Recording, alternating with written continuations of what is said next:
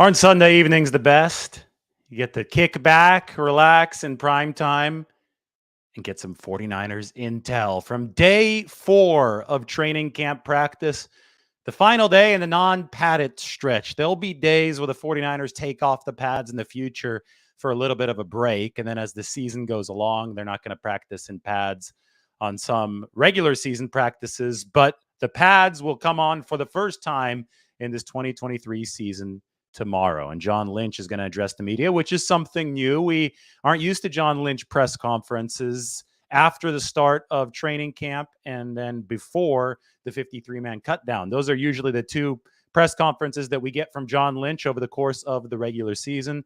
We get a bonus one this year, and this was pre-scheduled when the 49ers first released the training camp media schedule. So it's not like something just popped up. 9:15 a.m. tomorrow, John Lynch. Then the 49ers practice in pads, and then we move on to what? Tomorrow's day 5. We'll move on to day 6 after that. So training camp is ramping up. Finally, it's going to be a good chance for proper player evals. You can't really do it until those pads are on.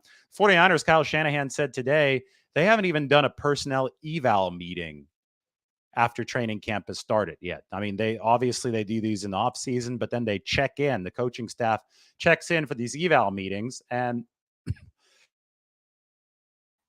they haven't done one yet, because it would be a waste of time. They haven't put on the pads yet. They're not able to judge how the offensive and defensive lines are performing. Hell, you're not able to judge how the running backs are blocking, the tight ends. Everybody in the 49ers system, especially offensively, has to be so physical. And I think that mentality carries over to the defensive side of the ball, that it's just not worth bringing out the measuring stick until you're actually playing real football. And that's what begins when the pads come on Monday. So that's what's going to start the countdown to some personnel meetings. That's what's going to start the 49ers thought process about the potential 53-man roster and the 16-man practice squad. And really, to outsiders, it should remind them that, boy, freaking out about one practice, two practices, freaking out about the amount of QB3 reps that somebody like Brandon Allen is getting in shorts before the pads even come on, that is so insignificant in the larger picture of things. Today, Kyle Shanahan said, I'm just going to wait and see how it all plays out. Yeah, maybe we do take 4 quarterbacks. Maybe we only take 3. That's not a question for the here and now, though. Cut down day is not until the very end of August. We're at the end of July, but we're not at the end of August yet. So we still have a good month of solid 30 days before these decisions have to be made, which is why training camp is a marathon and it is not a sprint. Anyway, training camp intel. 49ers put out their highlight video. Why don't we take a look and watch to see what happened today? George Kittle, that was Trey Lance's nice pass at the start of practice. There's one of Brandon Aiyuk's 4 touchdowns. He got 3 touchdowns in the red zone. How about Drake Jackson covering Elijah Mitchell downfield? More on that later. Trey Lance touchdown to Chris Conley. That was a hell of a throw from Brandon Aiyuk, from Sam Darnold to Brandon Aiyuk.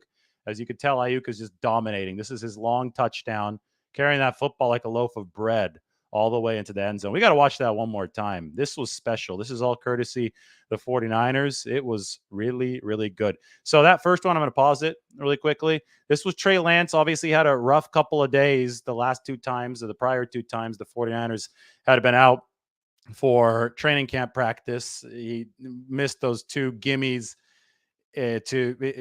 one to Braden Willis, one to Jordan Mason the last time out. He opens up with this throw against essentially 2 defenders. Jair Brown's coming over on the left, and then you see Marcelino McCrary Ball. Actually, it's Deommodore Lenoir, I believe. Deommodore Lenoir on the left, Marcelino McCrary Ball on the right, and he drops it over the linebacker and finds George Kittle. So good start for Trey Lance.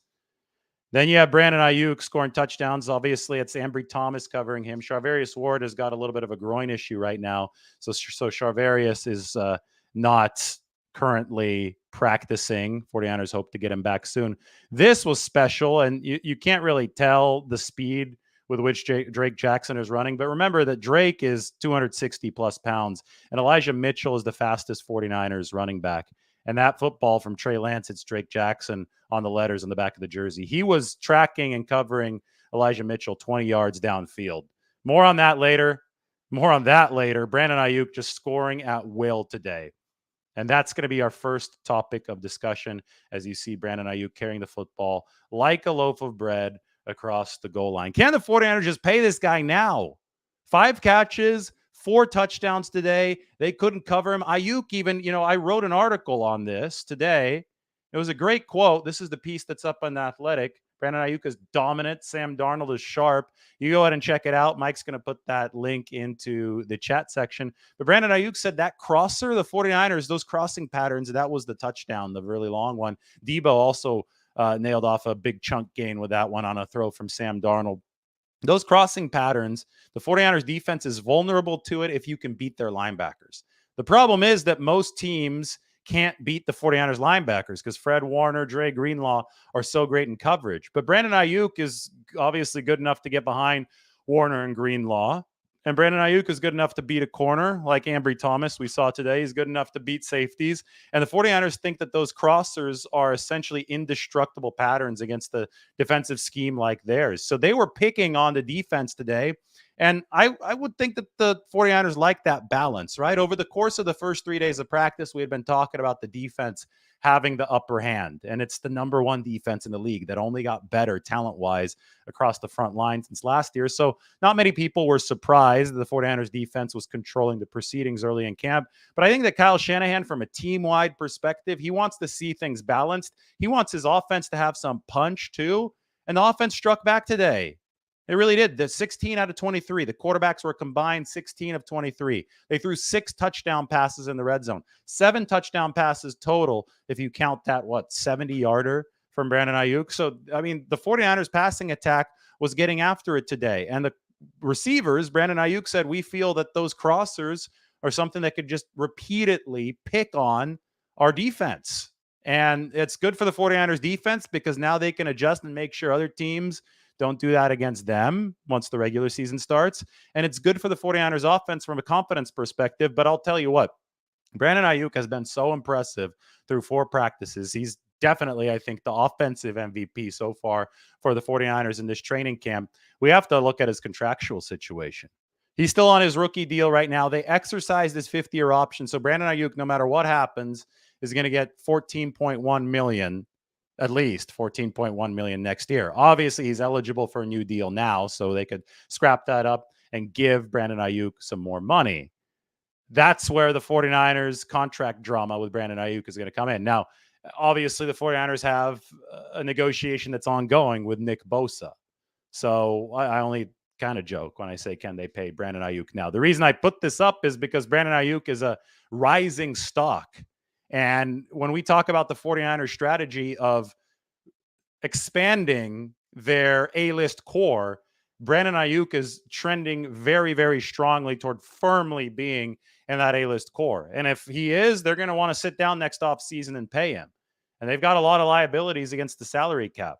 Maybe you pay him now and you push a lot of those liabilities a little bit further into the future with some of these option bonuses, roster bonuses every year, a guaranteed. It's not really an option bonus if it's guaranteed. So call it a guaranteed roster bonus on top of the signing bonus. What it requires is the ownership has to be willing to spend.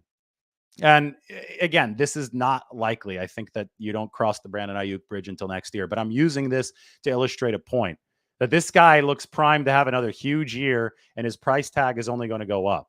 And I think the 49ers are going to want to find a way to afford to keep Brandon Aiyuk on this team, even with a growing list of liabilities. So keep your eye out for it because this is going to be fascinating. We're already in fascinating times. The 49ers trying to make Nick Bosa the highest paid edge rusher in the game. We'll see if he ends up being the highest paid defensive player in NFL history. That's going to be a question that may not be determined until right before the regular season. I don't know when that's going to be finalized. Some point here during training camp before week 1, the 49ers need to reach terms with Nick Bosa. And then presumably after, they're going to have to find out and determine and negotiate their way to solidify what's going to happen with Brandon Aiyuk in the future. And right now, Brandon Aiyuk is dominating at practice. That was something really, really impressive today. Sam Darnold has never looked more in command than he did at practice today. 8 of 10 through 3 touchdowns in the red zone, 4 touchdowns total, because that long one, the crosser to Aiyuk, was also from Sam Darnold. I mean, he stood and he delivered. He felt pressure. The 49ers defense was dialing up blitzes. That's what they've been doing with Steve Wilks here throughout all of training camp, the first 4 practices. George Odom came on one. Darnold didn't flinch, stepped up in the pocket, sidestepped that blitz, threw a rifle to Brandon Aiyuk for the touchdown. Then you saw it in the highlight sizzle reel from the 49ers. There was another play where Darnold hung in the pocket, was flushed out of the pocket, sprinted to his right. Good chemistry with Brandon Aiyuk, who was crossing in the back of the end zone. Darnold threw on the run, somehow got it through a wall of defenders and a wall of bodies. That was arm talent on display. Sam Darnold was the number 3 overall pick out of USC in 2018. You have to be able to physically do something to be a number 3 overall pick. We know Trey Lance has got a skill set, right? We know he has a big arm. We know he can run. We know the 49ers like a lot more about Trey Lance than just that, but it's not like Trey Lance is devoid of talent. He was also number 3 overall pick. You could apply the same theory and the same principle to Sam Darnold. This guy's not devoid of talent, even though most of his NFL career has been a struggle. It's the reason why Kyle Shanahan has drawn the Steve Young comparison to Sam Darnold. It's because Steve Young was terrible in Tampa Bay, even though he was talented. And then he found a good system with the 49ers and Bill Walsh. They traded for him in 1987. And then obviously the 49ers found a way to harness Young's talent, turned him into a Hall of Famer. Will the same thing happen to Sam Darnold? Probably not. And I don't think anybody's suggesting that it's going to be that epic of a turnaround for Sam Darnold. But what people are saying is that he's damn talented. As a former number 3 overall pick, he's really talented. If you watch the 49ers Jets in 2020, Sam Darnold had a throw rolling to his left, flipping his hips, whipping the ball to Braxton Berrios in garbage time for a Jets touchdown against the 49ers. It was a 49ers blowout, but that was one impressive throw that showed you elite arm talent. Well, we saw another one of those today at 49ers practice. Sprint right, improvise. Brandon Aiyuk open back of the end zone, but only open by a sliver to make that throw moving at full speed to your right. That's a really tough throw, and Sam Darnold made it. So he looked in command today. One of his misses was to Jawan Jennings. He was trying to fit it into a tight window there in the end zone. Might have been a little bit high. It wasn't a bad miss, though. He was 8 of 10. He completed 80% of his passes. I mean, if you see this over and over again from Sam Darnold, the 49ers are really, really going to be happy with their quarterback 2 position, because performances like this, if it carries over to pads and Darnold looks as confident and comfortable and that arm talent sizzles the way it did today, and the legs accentuate his play so he can move out of the pocket. Well, I mean, the 49ers are going to want him as their backup quarterback, because he was better than Trey Lance was. And he has been better than Trey Lance so far here in this camp, but Trey did improve today. And we have to talk about where he still has to improve the most, in my opinion, to earn the full trust of the 49ers coaching staff, and that's in the short game. I mentioned the excellent throw that Trey Lance made to open practice today. Off the play action, finds George Kittle behind Marcelino McCrary ball. Good stuff from Trey Lance. I mean, really, really positive stuff. You got to be optimistic about the way that Trey is throwing with touch to the intermediate portions of the field. I really think that that's been a solid part of his game. We saw on day 1, 4 of 5 on day 1, found Ty Davis Price with a nice delivery downfield. The touchdown today from Trey Lance to Chris Conley, another good ball, intermediate downfield. You saw it in the 49ers sizzle reel. But the short game has created many, many issues. And I shouldn't say that those have just popped up. The short game has been the issue for Trey Lance over the course of his time with the 49ers. On Friday, he missed those 2 short passes. I called them gimmies. I said they should be essentially automatic. I understand they're not automatic. And that's why somebody like Jimmy Garoppolo was a really effective quarterback in the 49ers system, because he was able to hit a very high percentage of these shorter passes. And don't get me wrong, it's not a video game. There are guys flying in your face. On one of the bad passes that Trey Lance made the other day, Robert Beal, the rookie edge rusher, was right in his face. But the good quarterbacks, the really competent ones that earn the trust of their offensive play callers in the NFL, are able to, in a nuanced way, get the ball around the mayhem. They change arm angles. They're able to dip their body in a certain way. They're able to step in the pocket and adjust their throwing angle in such a way that the football is going to get to the receiver who's only 5 yards away, and you set up a chance at yards after the catch. Obviously, Brady was awesome at this, right? He just wasn't an athletic guy, especially at the end of his career, but he was able to subtly move around the pocket to create that lane so that the throw could be completed. That's, I think, where Trey Lance has struggled to adapt to an NFL pocket, to be able to deliver consistently with whatever mechanical issues or whatever, mechanical tweaks he's working on to be able to consistently deliver in that short game. And he missed 2 of those passes on Friday. And today he was rolling right. Deebo Samuel was running right. It wasn't like the Aiyuk play, though, where Aiyuk was in the back of the end zone. Deebo Samuel was closer to Trey Lance. It was a simple pitch and catch. It was one that you've got to complete. Deebo, if it is complete, will catch that and he'll bowl into the end zone. Maybe he'll even enter the end zone untouched. But Trey threw it over his head. And in a vacuum, that'd be fine, right? Okay, one missed throw, but he also missed a couple the other day of these short passes thrown to his right. And we've seen him missing in warmups on some of these short passes where it could be maddening for the 49ers perspective because he's got excellent touch on some of these intermediate throws. And on some of the short throws, he does well too. After practice today, Trey stayed after practice and was doing fine. I think he was working on exactly the type of throw that he was missing or that he missed to Deebo Samuel during the red zone period. So it's the inconsistency that the 49ers are trying to address with Trey Lance. He's got a high ceiling. Right now, the floor is a little bit too low. So they need to raise the floor. You absolutely need to raise the floor. That's the key for Trey Lance, is to bring the ceiling and the floor together. And you want to bring them together by raising the floor and not lowering the ceiling.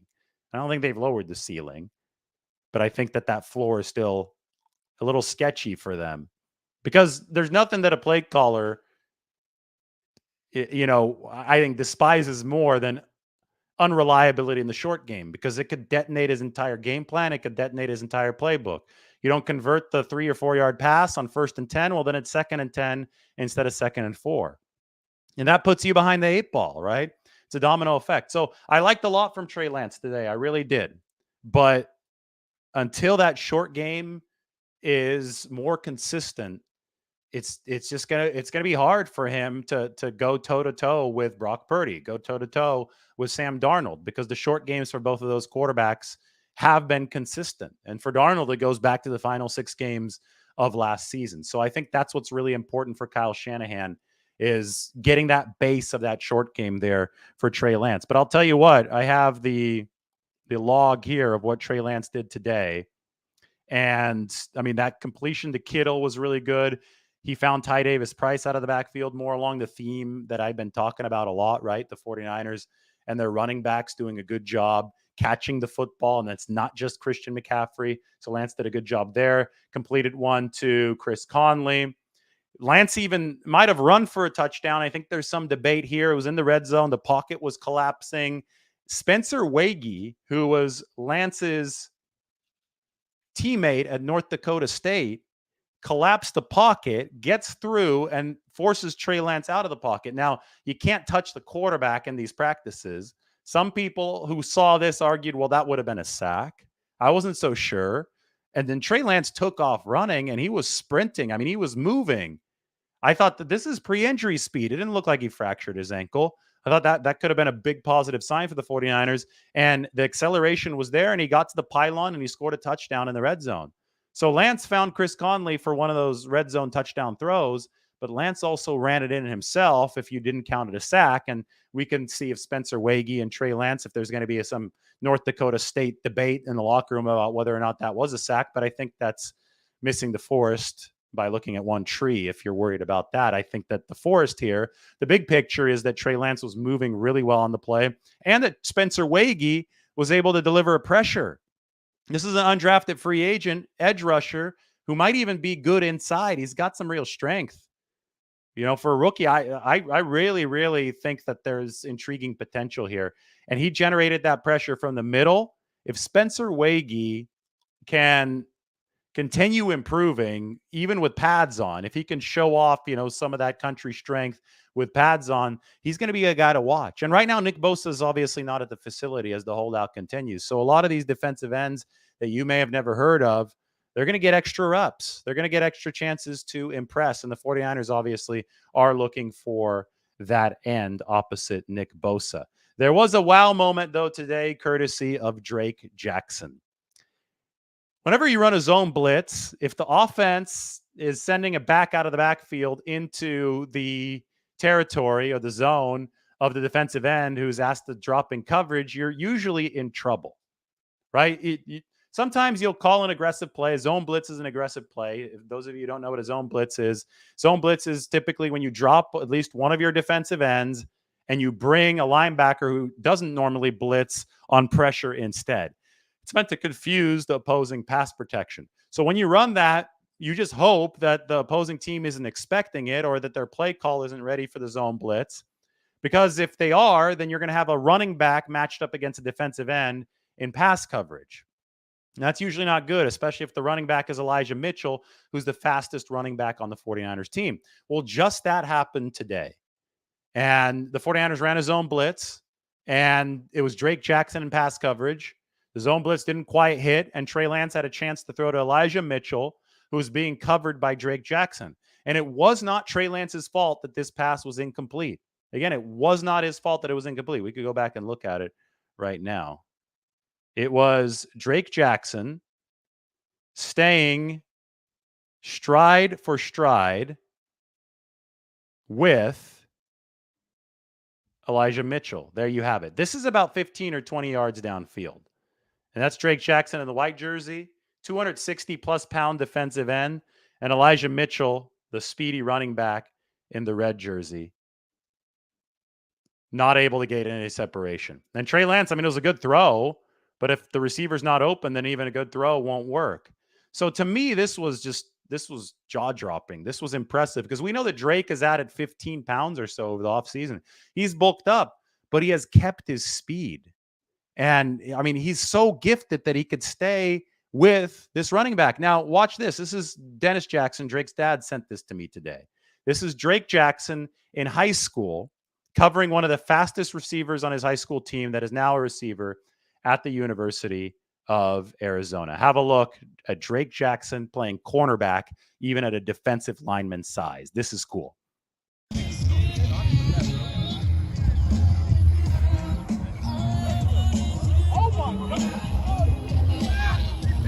Did you hear that? Oh my God. Look at that. Drake Jackson against a D1 receiver or a future D1 receiver. Stride for stride, leaping up, knocking the ball away. This, just appreciate what's going on here. This is a defensive lineman in pass coverage, and he's not just guarding a nobody. This is going to be a D1 receiver who is the fastest or one of the fastest players on Centennial Corona's team. That is not normal. That is not normal athleticism. And the really cool thing is that we just saw it translate to the NFL field today for Drake Jackson because Elijah Mitchell is one of the fastest 49ers and he was keeping up with them. So, Drake, the speed is there. The bend is there. He could do those standing backflips. The power has to come. And I think a lot of power has come this offseason. Power and endurance, right? But he's 15 to 20 pounds stronger now. You could tell. The frame is a lot more full. It's time to prove it out on the field. And plays like this showcase that athleticism. The 49ers aren't going to be asking Drake Jackson to be covering opposing running backs all too often. In fact, it so happens that the play call wasn't well timed and they got caught by the offense, but Drake Jackson bailed them out. So you are going to run some zone blitzes and Drake Jackson is going to be back in coverage, but it's not going to be a forte kind of play. It's not something that you run with a ton of regularity to expose your defensive ends and pass coverage. It's something that you run hoping to generate pressure by surprising the opposing offensive line. And when it doesn't work, then you hold your breath. It's a white knuckle ride, and you hope that defensive end can make a play. Kyle Shanahan pointed out same thing happened a little bit earlier in the week, and Kerry Hyder made a play on Christian McCaffrey.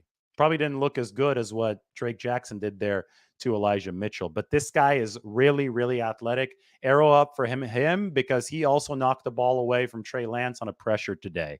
So pass pressure from Drake Jackson.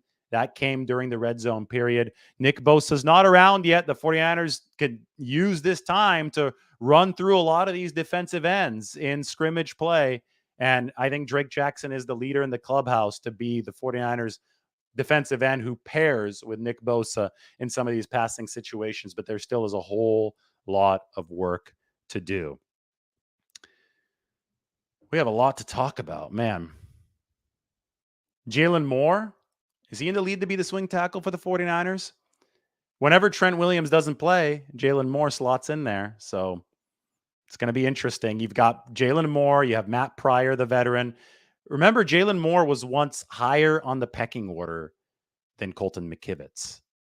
Colton McKivitz passed him at some point in 2021, right around probably week 8, week 9, around that Jacksonville game. I think when we saw that happen, it's not out of the question that Jaylon Moore can ascend the depth chart again. And the 49ers are at least giving him that chance. And that's going to be an important role. You have to have depth along that offensive line. And, Jordan Mason's fumbled a couple times now in the first 4 practices of preseason. I have to say, we got to give credit where it's due. Curtis Robinson, specialist for the 49ers. He's a linebacker, but he's playing on one of the depth units defensively. He's more of a special teams guy. Really, really nice punch out today. I mean, it was a skilled punch out. I mean, the hand-eye coordination was there. And then he recovered the fumble as well. So Curtis Robinson made a play. You got to give him credit. Are the 49ers concerned that Jordan Mason is fumbling a little bit? Of course they're concerned. Kyle Shanahan hates when running backs fumble. But I will say this is why we got to pump the brakes, because before the pads come on, it's not real football yet. And I think some guys, and this is not a good habit to get into, I'm not condoning it by any stretch, but I do think that ball security, I mean, you saw it with Brandon Aiyuk, the way that he was carrying the football into the end zone like a loaf of bread. I don't think that subconsciously you're as dialed into the main principles of ball security until the pads actually come on, until people can hit you. So I wouldn't say, oh, Jordan Mason's developed a huge fumbling issue quite yet. It's not good to fumble even when pads aren't on yet, but let's wait to see if that issue persists even when the pads do come on, which is what makes Monday so exciting. Time for pads on Monday, July 31st. So I just went through a lot of what happened today. I don't think that I hit everything, but that's what the Q&A is for, right? So why don't we toss on the Q&A? Why don't we toss this on as well? Why don't we say subscribe to The Athletic? Brandon Aiyuk is dominant. Sam Darnold is sharp. Copying and pasting this and putting it into the chat section for you right now. By the way, how do you guys like the background? We're going to mount these up on the wall, obviously. But as you know, I was in Denver for 36 hours. So haven't been able to mount them up on the wall yet, but they're nice and illuminated, right? And they're framed. So we're doing better with the sound. We're doing better with the setup here as the season ramps up.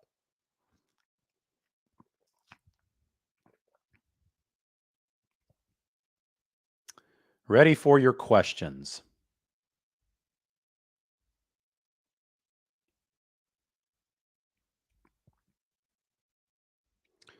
What I think is going on with the Bosa contract talks, I think that Nick Bosa deserves and wants a lot of money, and the 49ers have a really tight budget, then they have to be creative because it's such a large deal. So I think that both sides are leveraging this moving deadline, this fungible deadline that we're in, to try to milk the best possible deal out of the other side, right? I mean, Nick Bosa does not want to start missing game checks, losing game checks. 49ers don't want to start losing games because they don't have Nick Bosa. So you feel that this is going to have to get done at some point before they start playing actual games.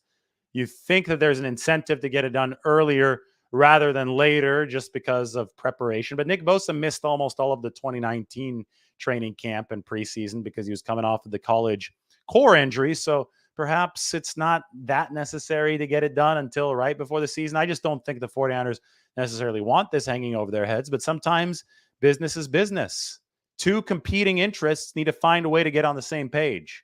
And that's what's being worked on right now, with the 49ers obviously having the bulk of the leverage because they have Bosa under contract through next season. You're right. It's tough to make the Tetris pieces fit under the salary cap, especially when one of them might want the biggest contract in history for a defensive player.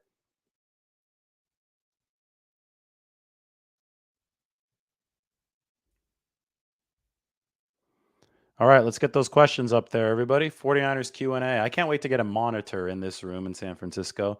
It'd be easier to see some of these questions. Right now, everything's a little bit small, so I'm squinting.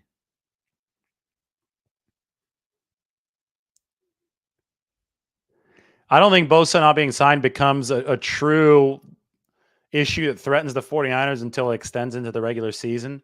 But it becomes an issue in the sense of there is some validity to vibes around the team and some validity to, okay, you want to keep that culture strong. You want guys there for training camp or at least as much of it as possible. So, with every day that passes, it doesn't help that he's not there in the larger picture. That's why John Lynch has said, we want our players here.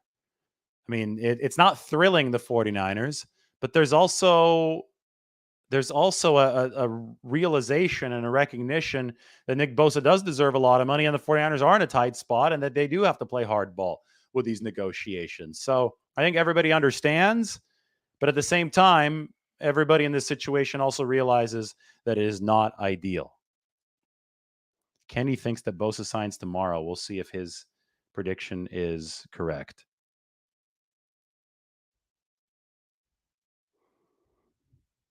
Eric Gomes says Bosa's a professional. He will be ready. I mean, betting against the readiness of Nick Bosa is probably not a smart bet. So I think you're right there. I thought Trey Lance looked decent today live. I don't think he looked good on days 2 and 3, but I thought that day 4, it wasn't perfect by any stretch. Again, I've talked a lot about the high throw to Debo. Those are the ones that Lance has to start making with more and more consistency. There was a fumbled snap, too, that Lance seemed to blame on himself. Jake Brendel was the center, but Lance said, my bad, after. So, in general, Sam Darnold was just running the offense better today. Darnold and Lance split first and second team reps. Brandon Allen was with the threes. It was just one day, and the pads weren't on yet, though, and it was an improvement for Lance over a couple of the previous days. So, I think it's a marathon and it's not a sprint, and I'm looking forward to seeing what lessons Trey Lance has taken from these past few days. And I'm looking forward to seeing how he applies them and applies them to his improvement moving forward. Because I think that, I was watching after practice today. Trey just started working. He stayed late, working on short throws. And I think it's clear to me that he realizes some extra fine tuning needs to be done to take care of some of the issues that we've seen. And I think that speaks to Trey Lance's character. And I think it speaks to his industriousness. The 49ers love Trey the person. They love the athletic ability. They love the brain power, right? I mean, he was making the right decision a lot of the time within the context of the pro style offense at North Dakota State. The one thing that they realized would be a tremendous work in progress for Trey Lance were the mechanics. And mechanics are tied to accuracy. And they thought, okay, moldable clay, doesn't have that many reps. The mechanics can improve over his time in the NFL. And, I think the releases look tighter. They have improved, but you also have to be able to port that into consistency down in and down out when an NFL defense is headhunting you. And I think that's where we're at right now. Can Lance take what he did in the lab with Jeff Christensen this offseason and apply it and succeed when it's live action in the NFL? And we're not quite at live action, but we're getting close, right? Pads come on tomorrow. Live action will actually not happen until the quarterbacks can get hit in the preseason. But the challenge for Lance is to maintain the improvements that he's made mechanically, even as the challenge of the nature of the game intensifies. That's where he's at right now. And, he's dropped the ball a couple times, figuratively, and fumbled. Well, I guess he fumbled the snap today, but I'm talking about the incomplete passes on those short throws. And those are the ones that he's going to have to clean up, and he's going to have to prove that he's up to the challenge of mechanically succeeding when the going does get more intense.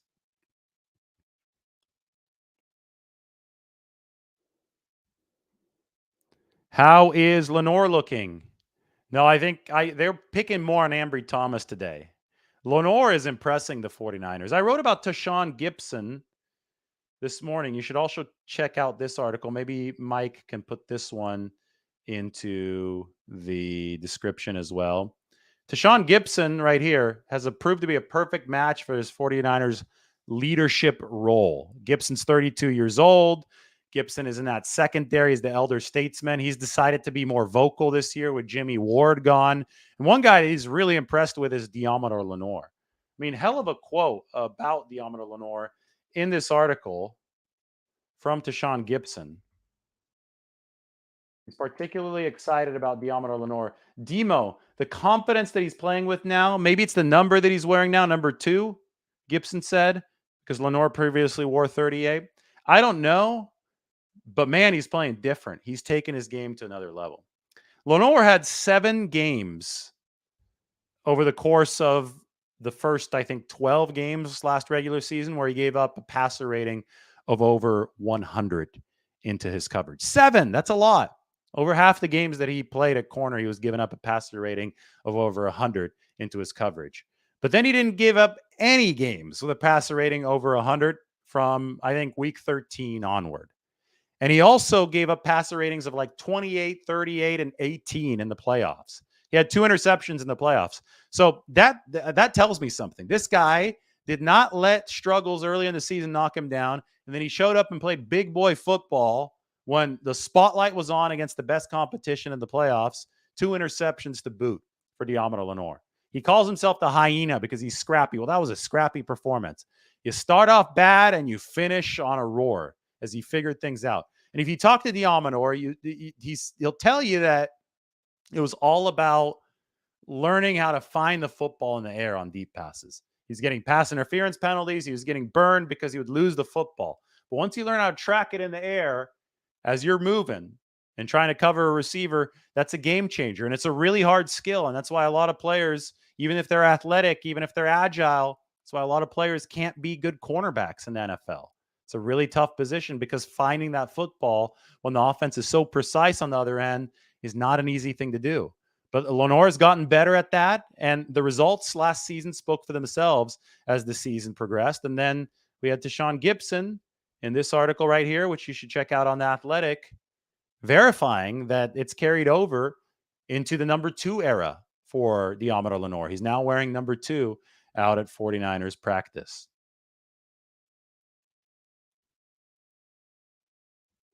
Smash that like button. Let me get some water.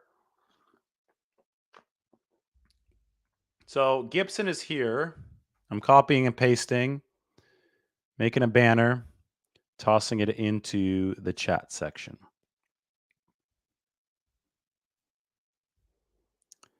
Go ahead and check it out.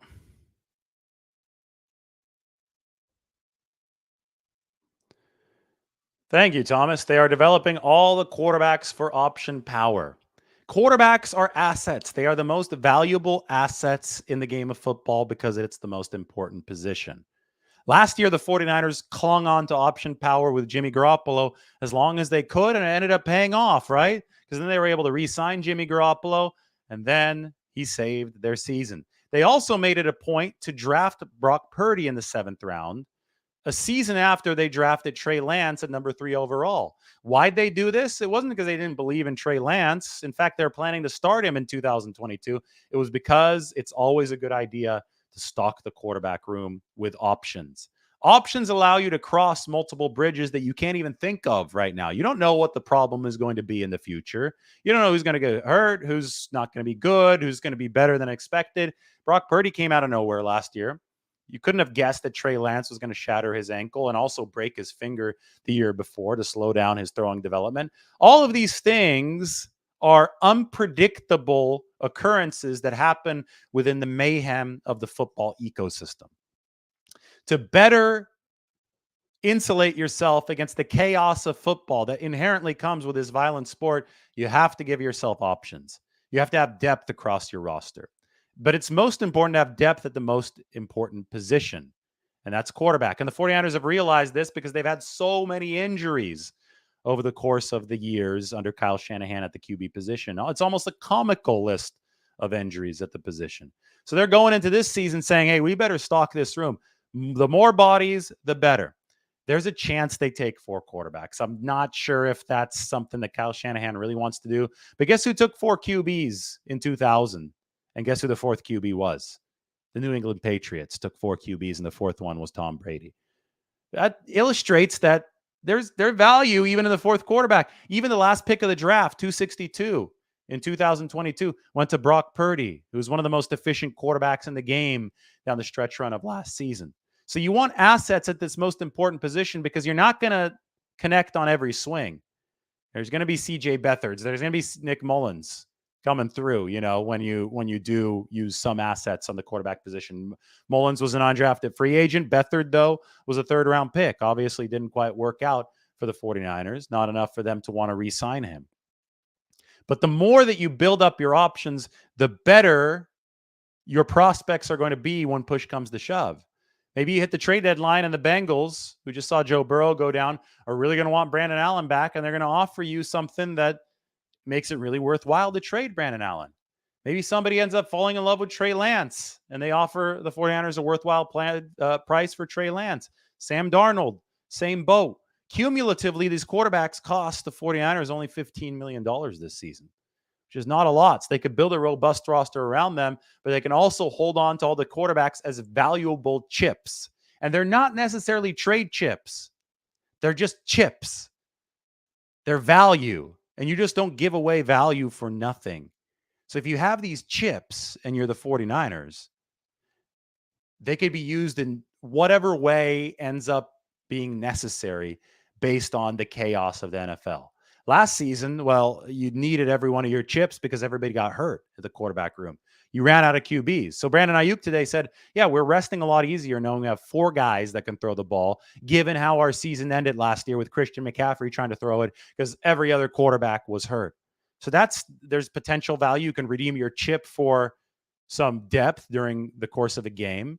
This year, more than ever, teams are incentivized to carry 3 quarterbacks on their 53-man roster because the third quarterback rule says that you can play a quarterback if your first 2 have gotten hurt, and that quarterback it has to be on the 53-man roster, but doesn't count toward the active 46 or the active 48 during a game. So you're incentivized to utilize that third quarterback rule to break that glass instead of emergency. You're incentivized to carry a third quarterback. So you're incentivized with this rule that the 49ers essentially, I wouldn't say they created it, they didn't propose it, but their terrible experience in Philadelphia helped usher in the return of the third quarterback rule. You're incentivized to have a bigger QB room. Well, they have a 4 QB room because Brandon Allen is currently number 4 for the purpose of reps.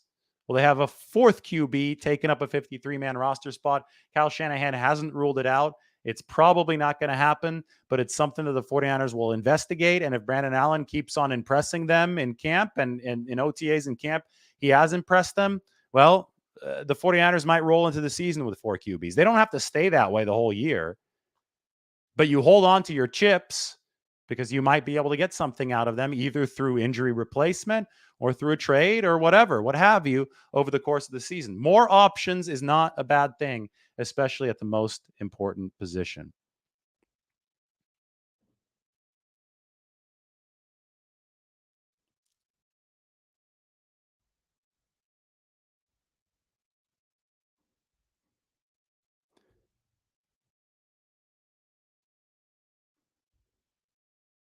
No one wants to watch another game without a QB like last year. It was painful to watch. Being Butterfly, couldn't watch it. I still have never watched the replay of the NFC title game, he says. Yeah. So nobody wants to see that, hence the third quarterback rule. I don't think the 49ers want to see it again either.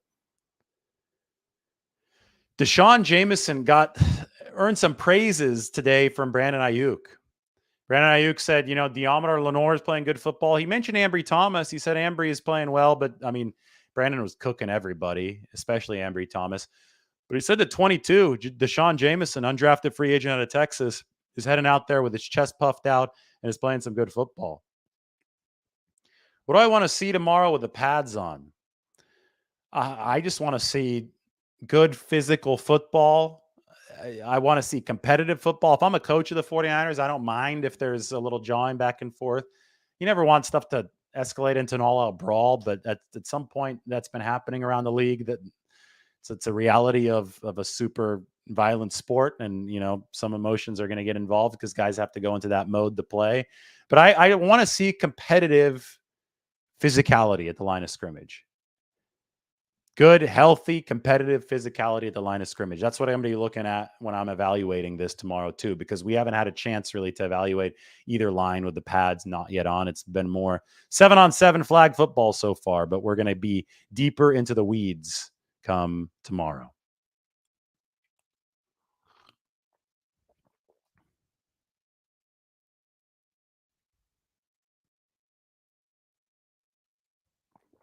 Well, Drake Jackson is standing out at edge.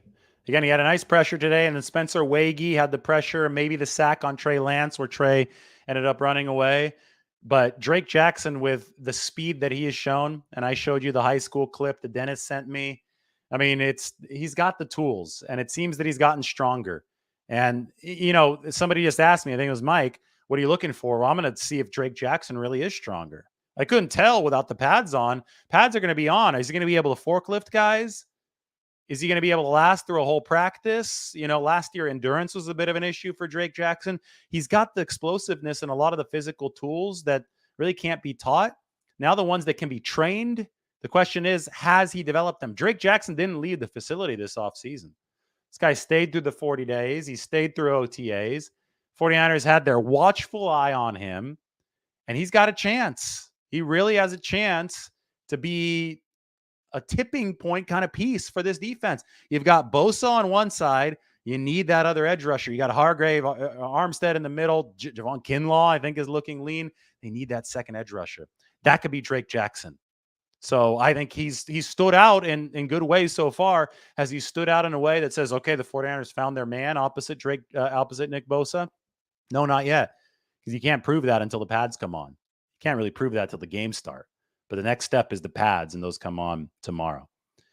Debo looks slim in a good way. We're looking fast. I mean, that crosser today, he's moving really well. Let's put it that way. Debo's moving really well, and he's still much bigger and stronger than your average defensive back, so I don't think he's going to lose some of his trucking ability. In fact, you've probably gained some trucking ability if you've lost some weight and can move faster because you're going to generate a little bit more force at contact.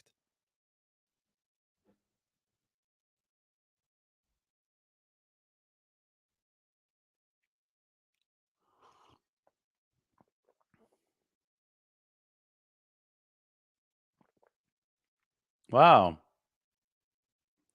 Ronnie Lott, number of days till week 1 game, huh? 42 days. It's 42 days until the end of my 75 hard challenge. I'm on the 75 hard challenge, no drinks and 2 workouts a day. It's lasting from my honeymoon until week 1. So I guess I've got 42 days to go, according to that.